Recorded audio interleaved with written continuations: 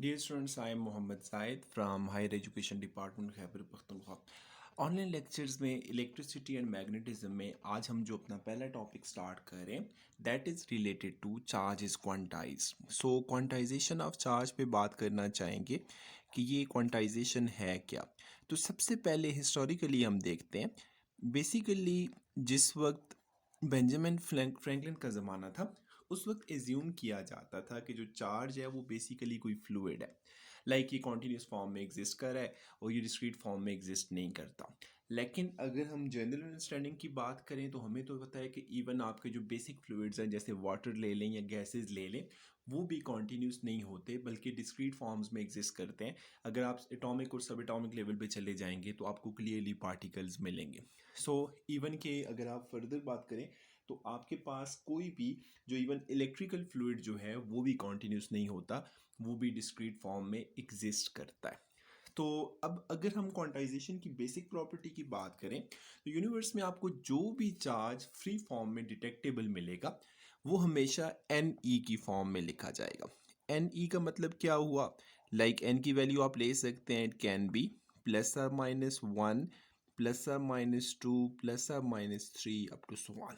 मतलब ये हुआ अगर आप कहते हैं एक इलेक्ट्रॉन पे चार्ज कितना है सो वो 1 ई के बराबर होगा विद अ नेगेटिव साइन। इसी तरह से एक प्रोटॉन के ऊपर चार्ज की बात करें तो वो आपके पास +1 ई के बराबर होगा। सो इसका मतलब इन केस ऑफ इलेक्ट्रॉन हम एन की वैल्यू -1 ले रहे हैं, इन केस ऑफ प्रोटॉन हम एन की वैल्यू +1 ले रहे हैं। और ई जो है वो आपकी फिक्स वैल्यू होती है जिसे आप लिखते हैं इट इज़ 1.602 इंटू 10⁻19 कूलम।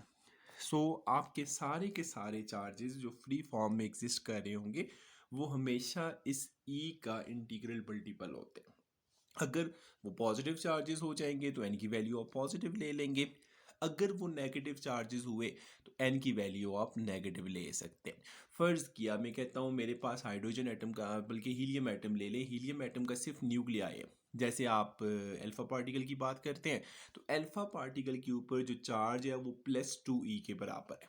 तो क्वांटाइजेशन प्रिंसिपल क्या कहता है, आपकी जो भी वैल्यू होगी either it can B 2 E, it can B 7 E, it can B 20 E, but it can not be 1.7 और 1.9 ई।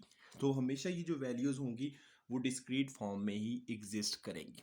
फिर यहाँ से अगर हम लोग देखना चाहें तो आपके माइंड में तो ये आएगा कि अगर हम प्रोटॉन्स और न्यूट्रॉन्स की बात करते हैं तो हम तो कहते हैं ये आपके फंडामेंटल पार्टिकल्स नहीं है, एलिमेंट्री पार्टिकल्स नहीं है। इनको आप फर्दर डिवाइड कर सकते हैं क्वार्क्स में। क्वार्क्स बेसिकली आपके पास अगर हम यहाँ पे बात करें तो अब क्वार्क का जो चार्ज होता है इट इज़ +2/3 ई। और इसी तरह से जो डाउन क्वार्क है इसका चार्ज होता है -1/3 ई।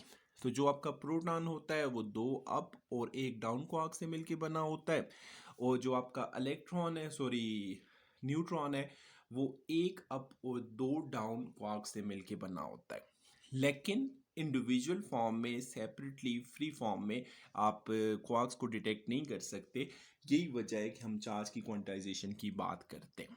तो अब यहाँ पे अगर फॉर एग्जांपल आपके पास एक मटेरियल है, लेट से वो चार्ज लूज़ करता है और दूसरा कोई मटेरियल है वो चार्ज को गेन कर रहा है। जैसे अगर आप फॉर एग्जांपल कंघी को अपने बालों के ऊपर रब करते हैं तो आप देखते हैं कि कंघी और जो हेयर्स हैं उनमें से एक अपने इलेक्ट्रॉन्स लूज़ करेगा, एक गेन करेगा। अब अगर आप उस चार्ज को एग्जैक्टली कैलकुलेट करें तो वो हमेशा integral multiple of this value रहेगा, वो कभी भी इस वैल्यू से लाइक 1.6 इंटू 10⁻19 कूलम का इंटीग्रल मल्टीपल तो होगा, उससे आगे पीछे नहीं हो सकता। सो ये हमेशा आपके पास डिस्क्रीट फॉर्म में एग्जिस्ट करेगा। That is basically the quantization principle for the charge particles. अब यहाँ पे इसके साथ हम कुछ चीज़ें और देखना चाहें।